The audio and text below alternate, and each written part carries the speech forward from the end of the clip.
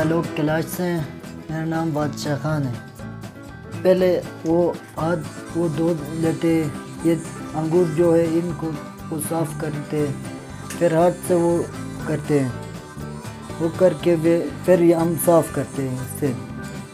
इधर से वो दूसरे वो बर्तन होते उधर डालते हैं, उधर से फिर हम इधर डालते हैं बोतल में, इधर तक वो करते, फिर इसको हल्का सा वो करते हैं, इन्हें ये हल्का छोड़ते हैं।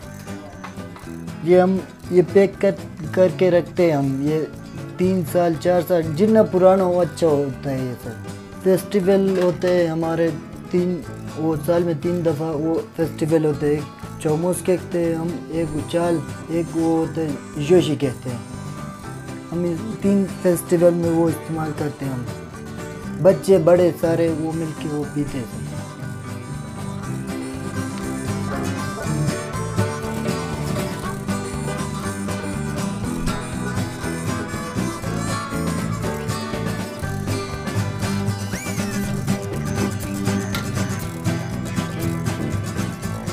दिसंबर में वो फेस्टिवल होता है, उधर बच्चे सारे पीते हैं, कोई मसला नहीं है। हमारे कल्चर का वो है।